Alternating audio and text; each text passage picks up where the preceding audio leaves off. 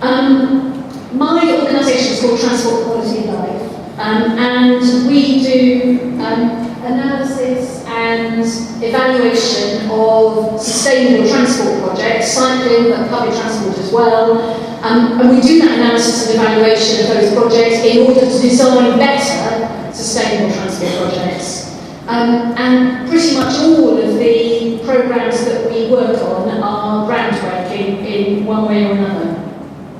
As Christian said, I was with him a board member of Cycling England between about 2005 and 2010 when it was abolished, and I was responsible for quite a lot of our work on, first of all, 6 cycling demonstration towns, and then we expanded that programme to include another 12 cycling cities and towns. So 18 towns and cities across Britain, across England, that were given extra money to invest in cycling. And that programme absorbed about half of Cycling England's budget over a period of about 6 years.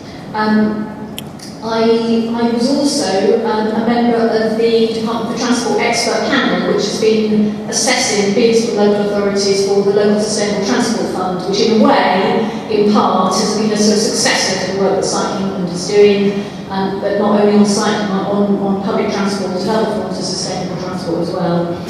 And I led the evaluation for DFT of the English Sustainable Travel Towns, which was an investment programme again in sustainable travel, cycling and public transport between 2004 and 2008, and of course the closest sustainable travel town to Newcastle was Darlington. It's really fantastic that Newcastle has secured £6 million from DFT for the Cycle City Ambition work. I think that is a great achievement. I looked at bids when I was preparing to come here today, and I thought it was a really exciting and terrific bid. And because of my Local Sustainable Transport Fund Expert Panel role, over the last 2 years I read a heck of a lot of bids, and I really thought this one had a wow factor. I thought it was really exciting. I thought your vision for what should be happening in Newcastle was imaginative, and I love that really simple diagram showing the cycle network that you're going to create, and I think that the one at the top shows that the ultimate end, and the one at the bottom shows the bits that you're going to be able to build in the next 2 years. We were just talking a few minutes before we began about the north-south route, which obviously has some challenges to address, but that's the one that looks like you're really kind of going for. And I think that is a great ambition, and it looks really exciting. And I think your aim to increase cycling by 73% in 2 years, to get an extra 1.2 million cycling trips, that's exactly where you want to be at. That sounds ambitious, it sounds exciting, it sounds inspiring. The scale of what you're planning to do is very much in line with the recent report, Get Rid of Cycling, which was published by the All-Party Parliamentary Cycling Group. They said that in order to get European levels of cycling here in Britain, we need to be investing in cycling at a level of at least £10 per head of population per year, rising to £20 per head of population per year. And that number actually is based on some analysis which we did at Cycling England, probably back in 2005. So really, I think the numbers should be a bit higher than that now, to allow for inflation. But I think that kind of ambition, that level of spend, is absolutely what is going to be necessary if we are going to transform our cities into cycle-friendly cities. And the Get Rid of Cycling report also said that local and national bodies should be allocating funds to cycling that are at least equal to the proportion of journeys that are made by bike. And again, I think that's absolutely spot on. That is where we should be at. And that means that as more people start to cycle, the budget has to go up. And of course they highlighted that funding should come not just from the Department for Transport, but from a whole host of other government departments and other areas of health, education, sport and business. So that all sounds great, it all sounds very exciting.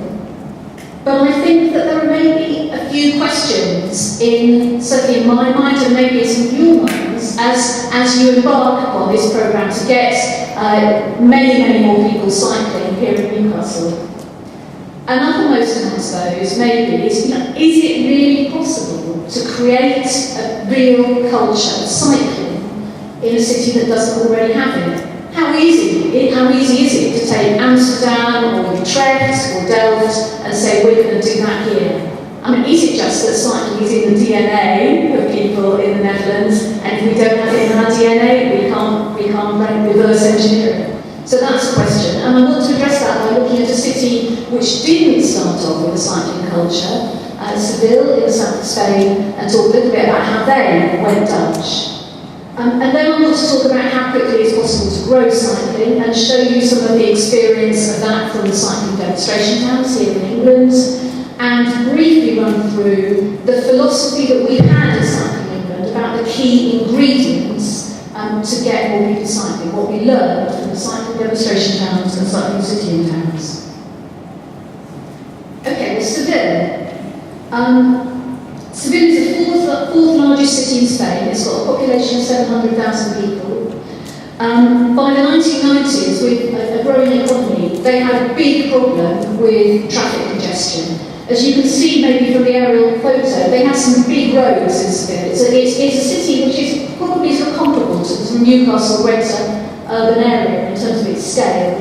But those big roads weren't sufficient to tackle their problems of traffic congestion. And what people sort of say about Seville is, of course, it didn't just have 2 rush hours, it had 4 rush hours, because everybody goes home for siesta at 2 o'clock in the afternoon and comes back to work at 5 o'clock. So they had some big congestion problems. And there was great pressure for something to be done. Now, cycling wasn't at first seen as the natural solution to that, because it wasn't a city that had the Dutch culture of cycling.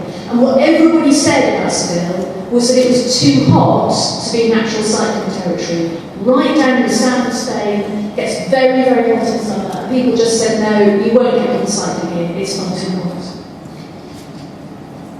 But in 2005, the city administration made a decision that they were going to go for it on cycling. And they asked a small specialist consultancy, led actually not by a traffic engineer, but by a biologist called Manuel Calvo, to draw up a bicycle master plan. And he asked him to design more than 78 kilometres of cycle routes. And this diagram shows that his vision of what those cycle routes needed to look like, and indeed what is now there on the ground. In some ways, it's quite interestingly similar to the little map I showed you of your vision in Newcastle, in that they've got a big river, which in this case is running north-south on the left-hand side of the diagram, and then they've got a series of radial routes emanating from the centre of the city. Actually, they've got orbital routes as well. But that's what Manuel Calvo came up with for the city. And first of all, he and his colleagues recommended that cycle network should be built over a period of 8 years in 2 stages, each of about 40 kilometres. But the city's head of urban planning and housing vetoed those proposals. He said, no, that's not nearly ambitious enough. I want the entire 80 kilometres built in a single stage, he told Manuel, within 2 years.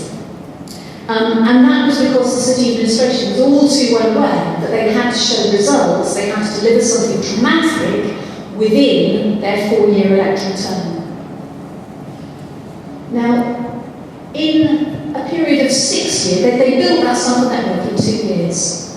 And in a period of 6 years, cycling in Seville has increased from 0.2% in 2005 to 6.6% of all trips in 2011.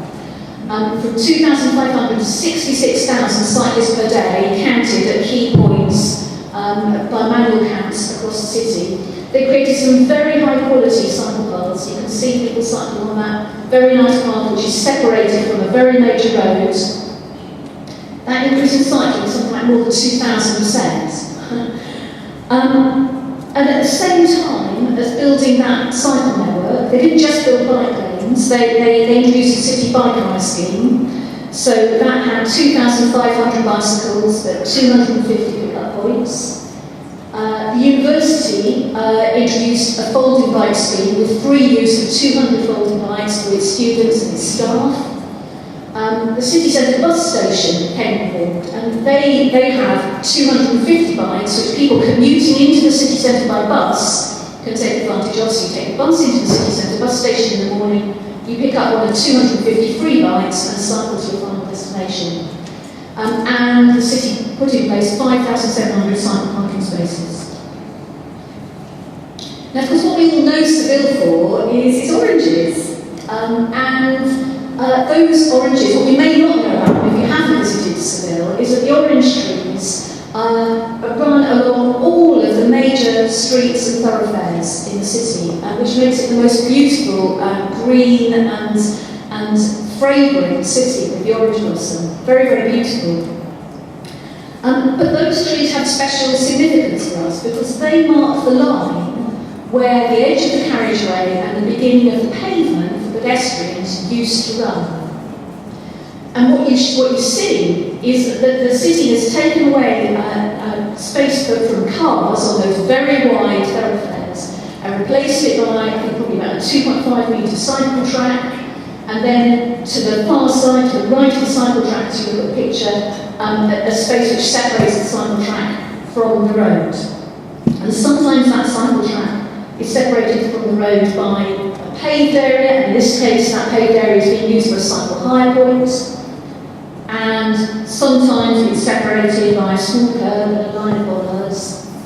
And the result is that the overall feel of cycling in Seville is delightful. It's very relaxing, it feels completely safe for anybody, including young children, older people. And indeed what you see as you cycle around Seville is very, very many young people, elderly people.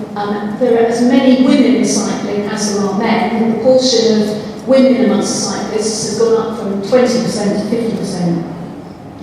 And so Seville really feels, if you like, more like a Dutch or a Northern European city in terms of the culture and the feel of cycling. I think the only respect in which I suppose it's different is the sunshine.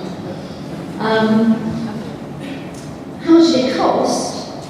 Well, that 140 kilometre network cost 30 million euros over 4 years, and with a population of 700,000 people, that gives an expenditure of about 11 euros per citizen per year, so a little bit under £10 per head of population per year. Now, the crucial question is whether that kind of thing is something that we could do here in Britain.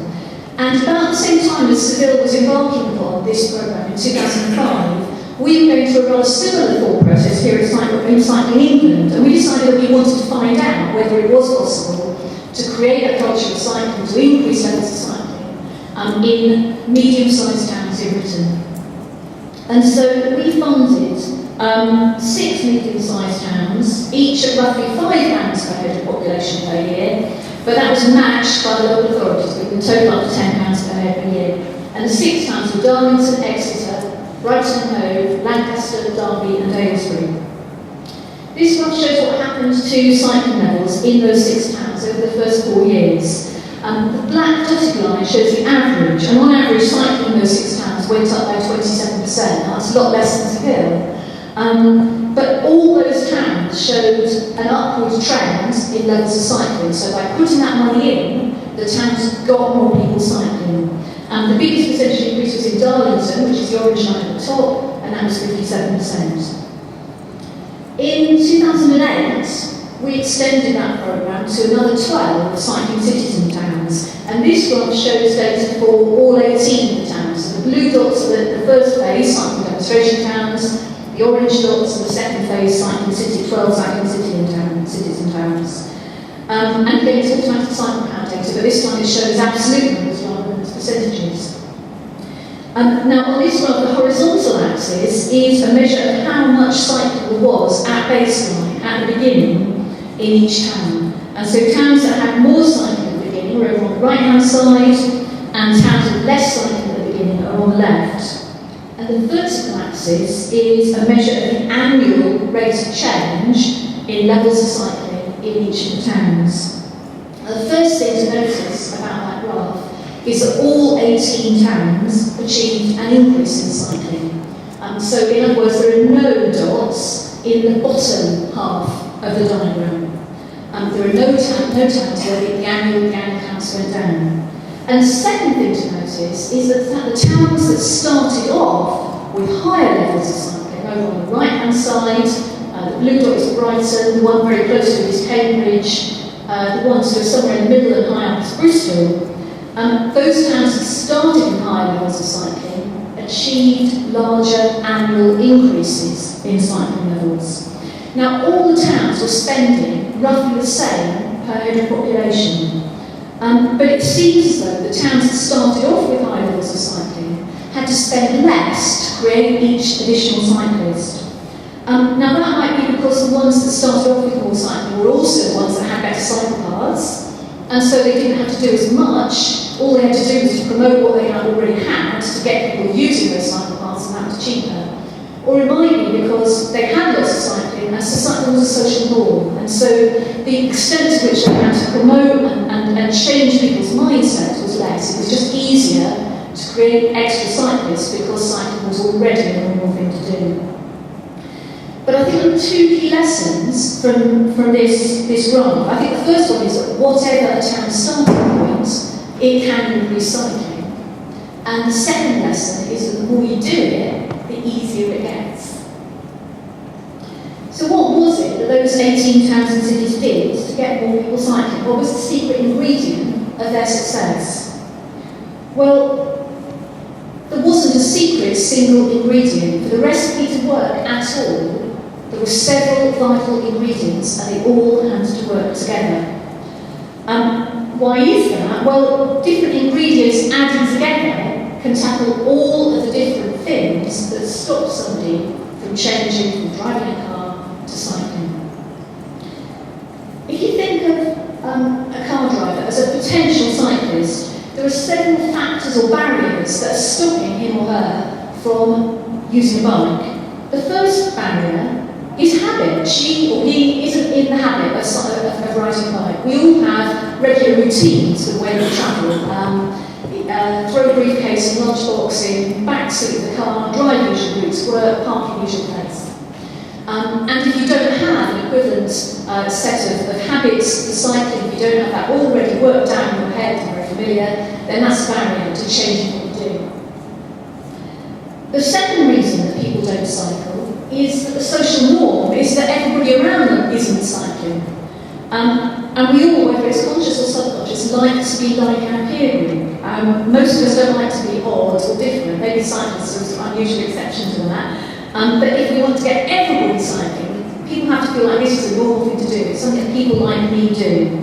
So if nobody else is cycling, then nor will anybody cycle. The third barrier is knowledge gap, that somebody who routinely drives to work has a mental map of their city which shows the main roads, but it doesn't show the pleasant cycle routes. They simply don't know about the existence of a high-quality route that goes alongside the river or along quiet, beautiful, tree-lined roads. And so there's none that they're completely unaware of the options that might already exist for them.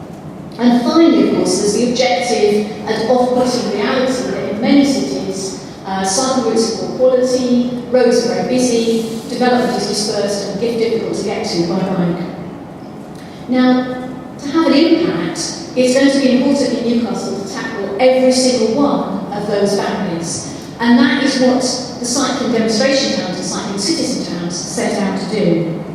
So just to run through very quickly some of the things that they aimed to achieve. Well, first of all, they wanted to tackle that objective barrier that there might be no safe, quiet route for the journey that somebody wants to make by bike.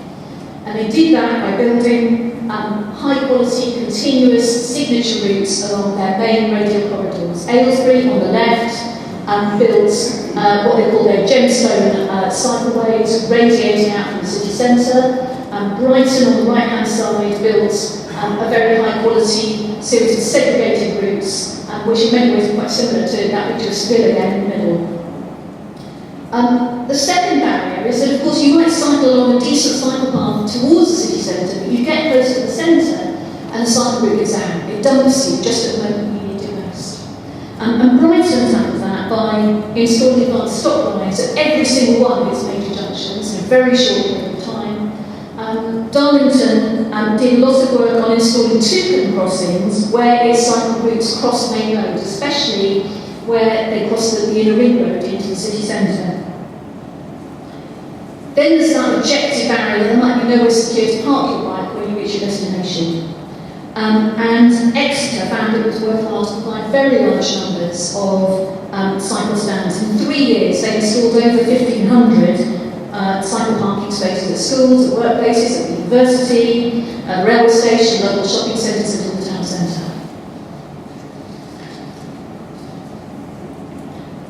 2/3, we found, of adults in the cycling cities and towns didn't actually own a bike. They didn't even have a not very good bike with a flat tyre in their shed. They didn't own a bike.